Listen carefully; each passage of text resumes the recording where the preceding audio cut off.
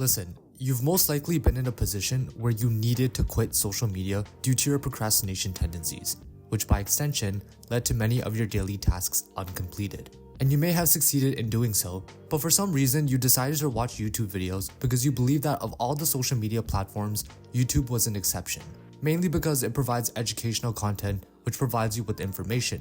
But as someone who's recovered from this addiction, I can tell you firsthand that YouTube is for the most part unproductive. People would argue that consuming educational content will allow you to learn things, but they are not considering the fact that it takes up a lot of time. But don't worry, because I'm not here to judge you. I've been in your shoes at one point in my life. I was addicted to YouTube and I had trouble quitting this addiction.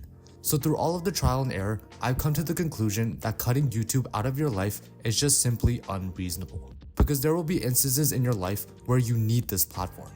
So instead, I've come up with several steps to cure your addiction, starting with the first step, by understanding that most YouTube videos are pointless.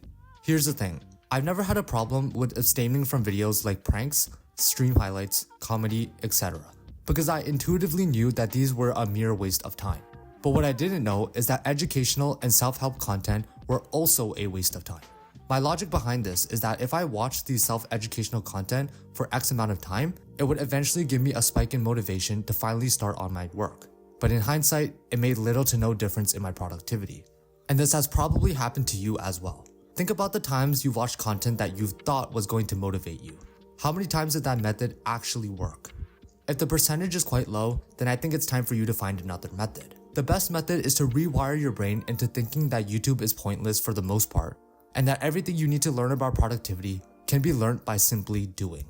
And I am not the biggest fan of Chrome extensions or apps that block certain websites or apps, because when you have a compulsion, your brain will actively seek out alternatives. It's incredibly easy to just disable an extension or delete a productivity app within a couple of seconds, and this will result you in relapsing. You're better off having a mindset where you believe YouTube is pointless and to just start on the work you've been putting off.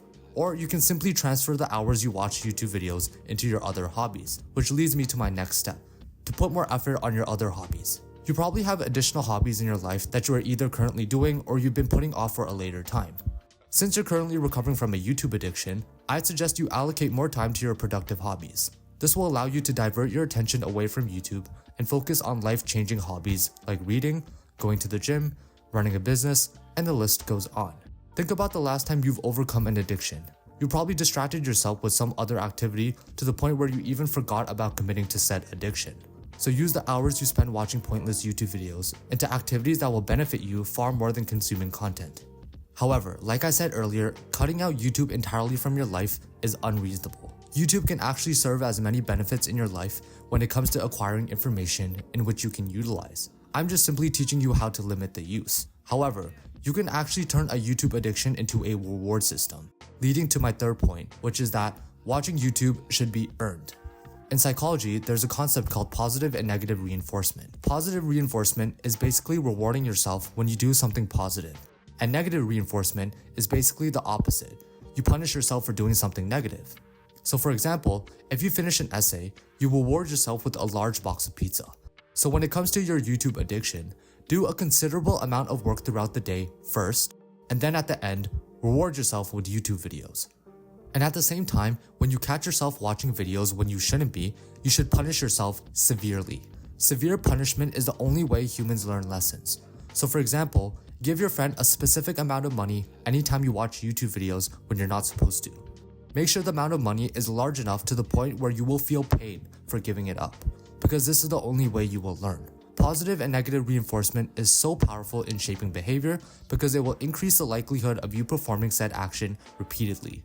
So incorporating this reward system will help you in life immensely. Once these 3 steps are implemented in your life, you'll be surprised how fast you quit your YouTube addiction.